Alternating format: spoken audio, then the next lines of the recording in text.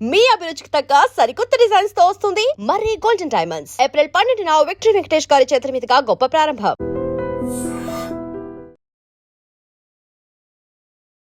నమస్తే, welcome to I dream. నేను వలి. Vishnupriya anchor. ఆమె ఇన్స్టాగ్రామ్ వేదికగా అశ్లీల ఫోటోలు వీడియోలతో ఒక గలీజ్ దందా స్టార్ట్ చేసిందనే వార్త మీ అందరూ చూసే ఉంటారు. అంటే 399 రూపాయల సబ్స్క్రిప్షన్ ఎవరైతే చేసుకుంటారో ఇన్స్టాలో ఆమె అకౌంట్లో, వాళ్ళకి ఇంతకుముందు వరకు ఎవరూ చూడనటువంటి ఆమె గ్లామర్ ఆఫ్ న్యూడ్ ఫోటోలు వీడియోలు కూడా దర్శనమిస్తాయి. అవి కావాలంటే మీరు సబ్స్క్రైబ్ చేసుకోండి అని స్టార్ట్ చేశారు. దీని మీద పెద్ద రచ్చ జరిగినటువంటి పరిస్థితే కనిపిస్తోంది. దీని గురించి క్లియర్గా అసలు ఇండస్ట్రీలో ఇలాంటి పరిణామాన్ని ఏ విధంగా చూడాలి, దీని గురించి మాట్లాడడానికి ప్రస్తుతం నాతో పాటు ఉన్నారు 100 సినిమాల నిర్మాత, సీనియర్ ప్రొడ్యూసర్ రామసత్యనారాయణ గారు. సార్తో మాట్లాడదాం. సార్ నమస్కారం. సార్ నమస్కారం. సార్, విష్ణుప్రియ వ్యవహారం, ఆ వీడియోలు, ఆ కథ మీరు చూసే ఉంటారు. మీ ఫస్ట్ రియాక్షన్ ఏంటి? సీనియర్ ఇండస్ట్రీ పర్సన్గా ఏం చెప్తారు? ఈ విషయం గురించి చాలా సీరియస్గా మీ మీడియా వాళ్ళు, పోలీసులు కూడా యాక్షన్ తీసుకోవాలి సార్. ఎందుకంటే ఏదైనా చిన్న ఎక్కడ తప్పు జరిగినా సినిమా వాళ్ళ మీద, సినిమా నిర్మాతల మీద, సినిమా హీరోల మీద, సినిమా డైరెక్టర్ల మీద పడుతూ ఉంటుంది ఇండస్ట్రీ అంటే, ఇది మీడియా అంతాను. కానీ ఈవేళ ఈ అమ్మాయి, ఆ విష్ణుప్రియ అనే అమ్మాయి అలా చేయడం అనేది 100% తప్పు. దాన్ని మీరు మీ ముఖంగా నేను ఖండిస్తున్నాను, ఇండస్ట్రీ అంతా ఖండించాలండి. ఇప్పుడు క్యాస్టింగ్ కౌచ్ అని ఒకటి పెట్టారు. కొన్నాళ్ళు దాని గురించి విపరీతమైన స్కోరింగ్ జరిగిందండి. ఏమంటే తర్వాత మా దాంట్లో ప్రొడ్యూస్ కౌన్సిల్ ఫిల్మ్ ఛాంబర్లో షీ టీమ్ అని పెట్టారు. ఎక్కడైనా ఆడదానికి అన్యాయం జరిగితే కాపాడటం కోసం ఒక సంస్థను పెట్టారు. ఆ సంస్థ గవర్నమెంట్కి ప్లస్ ఫిలిం ఇండస్ట్రీకి సంబంధించిన సంస్థ అండి. అది దానికి ఝాన్సీ గారు దానికి హెడ్. ఫిలిం ఛాంబర్లు కూడా దాంట్లో మెంబర్స్ అండి. ఎందుకు పెట్టారు? ఆడదానికి రక్షణ లేదు, ఆడదానికి అన్యాయం జరుగుతుంది, ఆడదాన్ని కాపాడాలనే ఉద్దేశంతో. 100% నిజం. మేము అందరూ దాన్ని సపోర్ట్ చేసాం. మీరు క్యాస్టింగ్ కోచ్ అని, షీ టీమ్ అని ఇలాంటి ఏర్పాటు చేశారు కదా, మరి వీళ్ళందరూ ముందు అమ్మాయి మీద దండోర వేయాలి మీరు. ఎందుకని ఇలా బట్టలు ఇప్పుతానికి 300 రూపాయలు ఇస్తే డబ్బులు చూపిస్తే మీకు హాఫ్ న్యూడ్గా చూపిస్తామని అమ్మాయి ఇన్స్టాగ్రామ్ ద్వారా మీలాంటి వాళ్ళందరూ తెలిసేలాగా స్పష్టంగా చెప్తున్నప్పుడు ఇప్పుడు యువతని పాడు చేయడం కదా, యువతను పెడదావ పట్టించడం కదండి. సినిమాలు చూసి జనం పాడిపోవట్లేదండి, వీళ్ళని చూసి పాడైపోతున్నారు. 150 రూపాయలు టికెట్ పెడితే సినిమాకి చూడటానికి జనం థియేటర్కి వెళ్ళలేక ఏ టీవీ ఓటీటీలోని వాటిలోని యూట్యూబ్లో చూస్తున్నారండి. 390 రూపాయలు పెట్టి జనాన్ని దోచడమే కదా మీరందరూ. అంటే యువతని మీరు ప్రలోభ చేయడమే కదా. ఇప్పుడు ఈ అమ్మాయి ఆల్రెడీ జరీ అంచు చేర కట్టిన ఒక సాంగ్ చేస్తే అది మిలియన్స్ ఆఫ్ వ్యూస్ వచ్చినాయండి. ఒక మంచి ఫేమస్ ఉన్న సాంగ్ అది. అలాగే జబర్దస్త్లో ఫేమస్. ఆ అమ్మాయికి బోల్డంత ఇన్కమ్ ఉంది. ఇప్పుడు ఇలాంటి చండాల పనులు చేసి 390 రూపాయలకి ఇన్స్టాలో పెట్టడం దానికి ఎంత తప్పది? నా నోటితో మాట్లాడుకున్న మాటలు చాలా ఉన్నాయి. నేను వయసులో పెద్దను కాబట్టి అలా మాట్లాడకూడదని మాట్లాడలేదు. నేను 390 రూపాయలు పెట్టి మీరు ఎంతమందిని ప్రలోభ చేస్తారు? అంతమంది ఎక్కడ చూశాను ఛానల్లో 1600 మంది ఫాలోవర్స్ ఉంటే అదేమో 6000 మంది ఫాలోవర్స్కి వెళ్ళిందంటే, అంటే 14 లక్షల రూపాయలు నెలకి ఇన్కమ్ అవుతుందంట. అంటే డబ్బు సంపాదనే చేయమా? డబ్బు సంపాదన కాదు. అప్పుడు అమ్మాయి ఫెమిలియర్ ఆర్టిస్ట్. ఈ మధ్య మన ఒక ప్రోగ్రామ్ కూడా గెస్ట్గా వెళ్తుంది, లేటెస్ట్గా ప్రోగ్రామ్ ఒకటి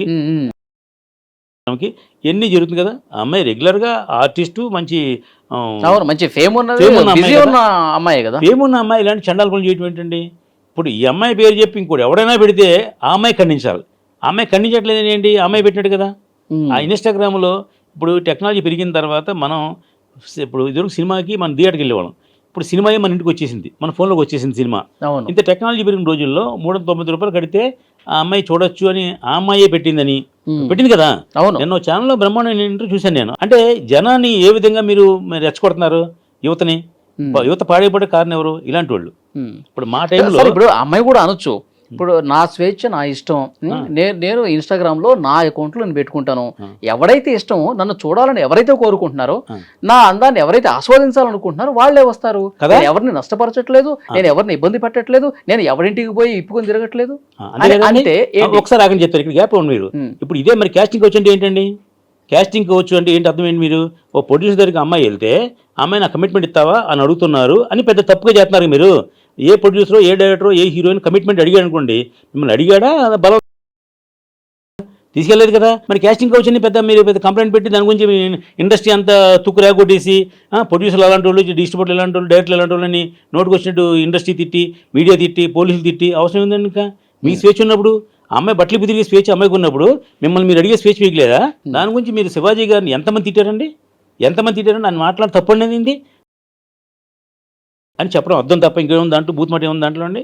మరి మీరు ఇష్టం వచ్చినట్టు మీరు శివాజీ గారి మీద నోటుకు వచ్చినట్టు అంటే సంబంధం లేనివాడు కూడా. ఇప్పుడు ఈయన శివాజీ గారు అన్నది ఎవరిని, అలాగా అర్ధనగ్నంగా ఉన్న అమ్మాయిలు కరెక్ట్ కాదమ్మా, మీరు పవిత్రంగా ఉండండి అమ్మా అని చెప్పాడు. అంతేనే అతని మించి ఏం తిట్టాడు ఆయన ఎవరినైనా? మరి దాని గురించి మీరు అతను దుమ్మెత్తిపోయలేదండి. ఇప్పుడు మరి ఆ ఇష్యూ జరిగినప్పుడు సార్ శివాజీకి అనుకూలంగా మాట్లాడారు, శివాజీకి అనుకూలంగా మాట్లాడారు, ఆమెని అనుకూలంగా మాట్లాడేవాళ్ళు, ఆమెను తిట్టేవాళ్ళు కూడా తయారయ్యారు. ఆ తర్వాత ఇప్పుడు ఈ విష్ణుప్రియ విషయానికి వస్తే దీని గురించి ఎందుకు ఎవరు పెద్దగా చర్చలోకి తీసుకురావట్లేదు? అదే సార్, ఇప్పుడు మీరు అన్నట్టు మంచి వాళ్ళకి సపోర్ట్ చేసి ఉంటారు, దొంగలు సపోర్ట్ చేసి ఉంటారండి. ఓ దొంగ మీ ఇంటికి దొంగతనానికి వచ్చాడు.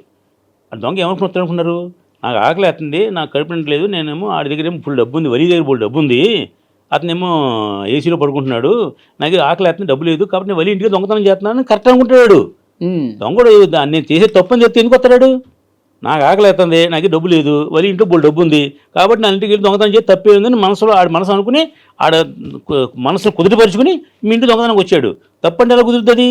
ఆడి దృష్టిలో రైటే, మీ దృష్టిలో నా డబ్బు నువ్వే ఎవరు దొంగతనం చేయడానికి వచ్చావు, నా ఆస్తిని దొంగతనం మీ తప్పు మీ దృష్టిలో. అలాగే ప్రతిదీ కూడా అండి, ఆ అమ్మాయికి స్వేచ్ఛ ఉంది కదా, స్వేచ్ఛ ఉంటే ఇలా భావదరిద్రాన్ని మనం ప్రజల మీద ప్రమిస్తే దానివల్ల 100 మంది జనం చెడిపోయి వాళ్ళందరూ రకరకాల మార్గాలకు వెళ్తారండి. వ్యభిచారం బ్యాంకాంగ్లో లీగల్, హైదరాబాద్లో ఇల్లీగల్ కదా. అక్కడ లీగల్ ఏంటి, ఇక్కడ ఇల్లీగల్ ఏంటి? అక్కడ ఎందుకు లీగల్, ఇక్కడ ఇల్లీగల్ ఏంటంటే, అక్కడ ఎందుకు పెట్టారంటే లీగల్గా ఎందుకు పెట్టారంటే అండి, అనవసరంగా మనం కట్టుబడి చేస్తే మర్డర్లు రేపులు జరుగుతాయి అనే ఉద్దేశంతో ఆ గవర్నమెంట్ ఆ ప్రభుత్వ పాలసీ ప్రకారం చేశారు. ఇక్కడ ప్రభుత్వం ఏంటి, మన హిందూ సాంప్రదాయం సంస్కారం ఉన్న ప్రభుత్వం కాబట్టి ఇది ఇల్లీగల్, తప్పు అని అన్నారు. అంటే మరి అక్కడ న్యాయం ఇక్కడ న్యాయం అంటే మీరు ఎలా కుదురుద్ది?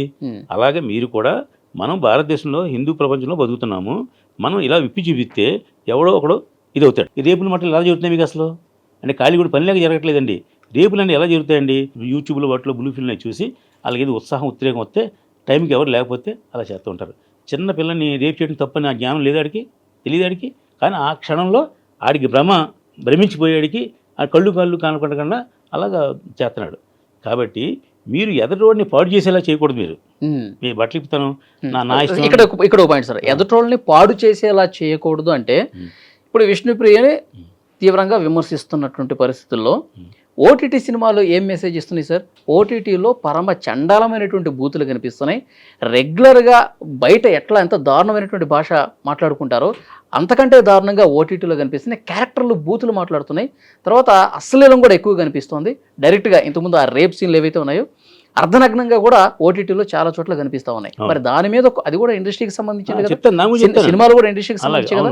ఇప్పుడు విష్ణుప్రియ అట్లా చేసిందని క్వశ్చన్ చేసేవాళ్ళు ఎప్పటి నుంచో ఉన్నటువంటి ఓటీటీలు పెద్ద పెద్ద హీరోల బూతులు మాట్లాడినటువంటి సందర్భం ఉంది. వాళ్ళే మెసేజ్ ఇచ్చినట్టు ఇలా క్వశ్చన్ చేస్తారు. అదే చెప్తాను. దాని సమయం ఏంటంటే 2 పద్ధతులు ఉన్నాయండి. ఇప్పుడు మనం థియేటర్లో సినిమా చూస్తున్నాం, థియేటర్కి సెన్సార్ అని ఉంటుందండి. సెంట్రల్ గవర్నమెంట్ సెన్సార్ని పెట్టింది. సెన్సార్ విధానం ఏంటనుకున్నారు? అర్ధనగ్నంగా చూపించకూడదు, బూత్ ఉండకూడదు, వైలెన్స్ ఉండకూడదు, రక్తం కనపడకూడదు అని కొన్ని రూల్స్ ఉన్నాయి. సినిమా తీసేవాడు దానికి అనుకూలంగా తీర్తాడు. యూట్యూబ్లో పెట్టేది, వెబ్సైట్లో పెట్టేది, వెబ్ సిరీస్ ఓటీటీకి ఇది లేదు, నియంత్రణ లేదు. మీరు గవర్నమెంట్ అడగండి, సెంట్రల్ గవర్నమెంట్ని. మీరు ఇక్కడ మంచి పాయింట్ చెప్పారు సార్. మరి ఓటీటీకి దీనికి లేదన్నారు కదా, యూట్యూబ్ లేదన్నారు కదా, మరి ఇన్స్టాగ్రామ్ కూడా లేదు కదా సార్. మరి దానికి కూడా కట్టడి చేసే పరిస్థితి లేదు కదా, దానికి కూడా ఒక సెన్సార్ బోర్డు లేదు కదా.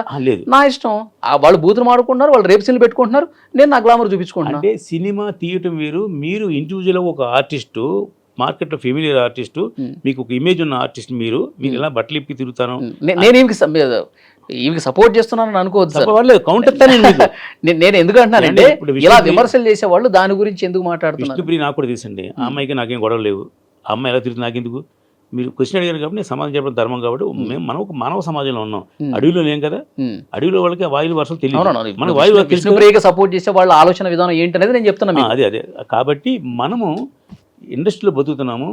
నీకు బోల్డ్ అంతా ఫేస్ వాల్యూ ఉంది, నీకంత ఇన్ఫ్లుయెన్స్ ఉంది, నీకు ఇన్ఫ్లుయెన్సర్ కూడా అమ్మాయి ఇన్ని చేస్తున్నప్పుడు నువ్వు డబ్బు సంపాదించడానికి అదే మార్గం. 14 లక్షల రూపాయలు నెలకు ఆదాయం వస్తే మనం బట్టలిపి తిరుగుతామా? న్యాయం అది ఎంతవరకు ధర్మం? అది ఆలోచించుకోవాలి.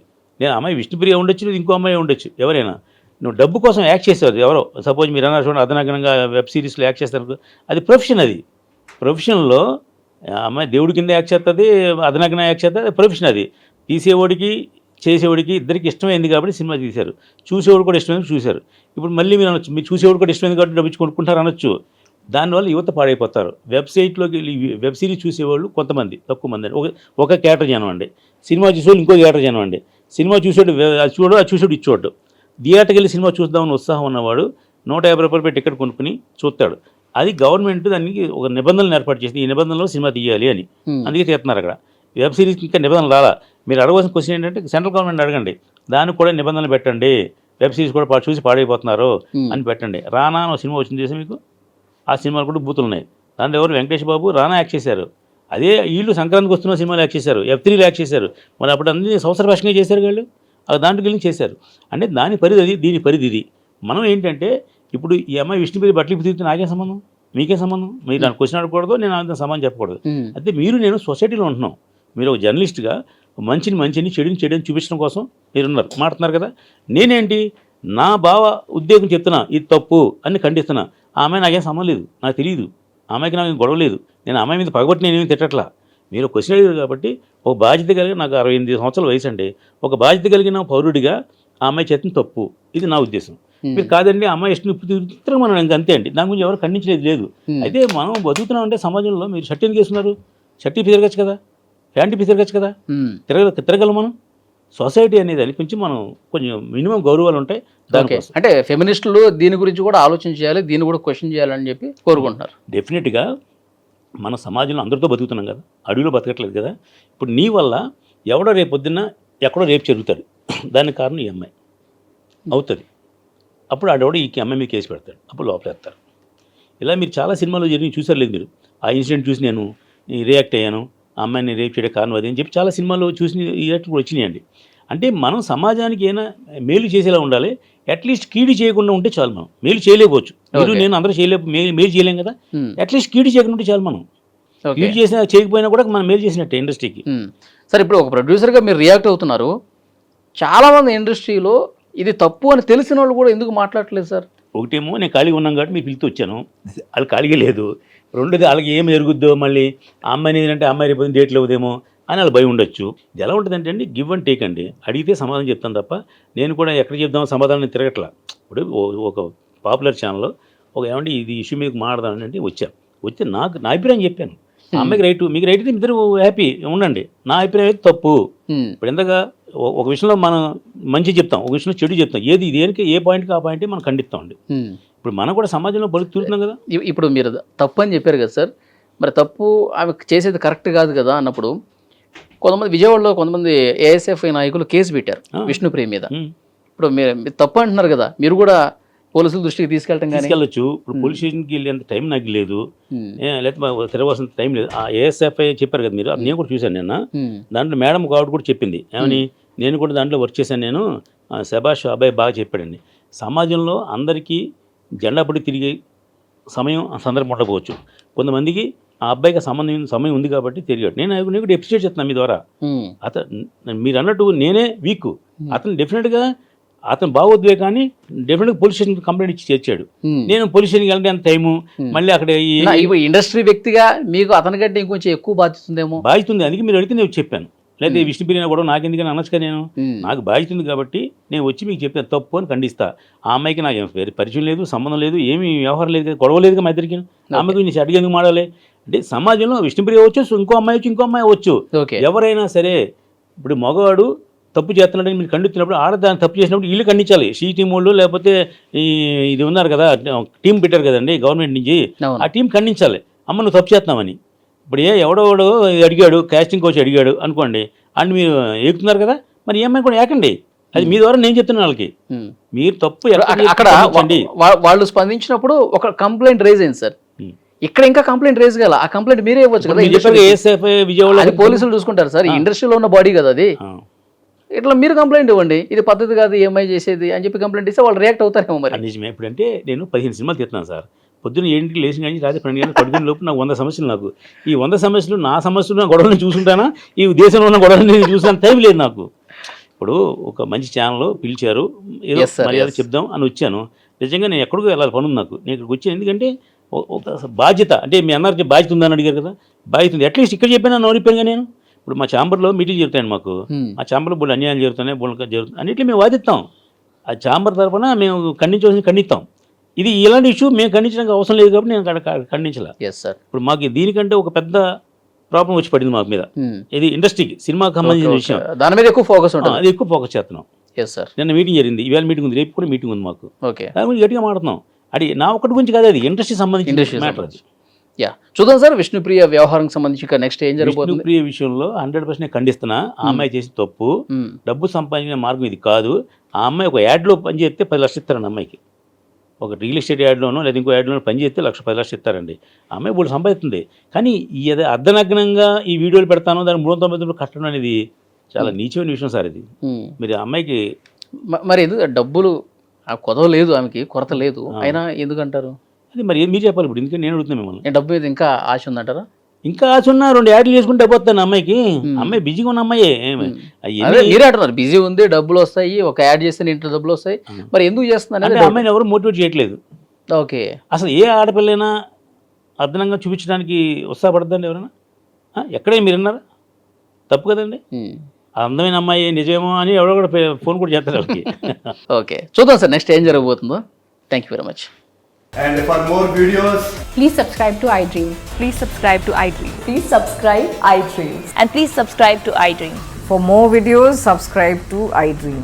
please like, share and subscribe to the channel. Congratulations, iDream. Subscribe to iDream. Subscribe to iDream. So subscribe to iDream Media. iDream ki iDream team andarki huge congratulations. Please subscribe iDream Media. Please subscribe to iDream. Subscribe iDream. Please subscribe to iDream.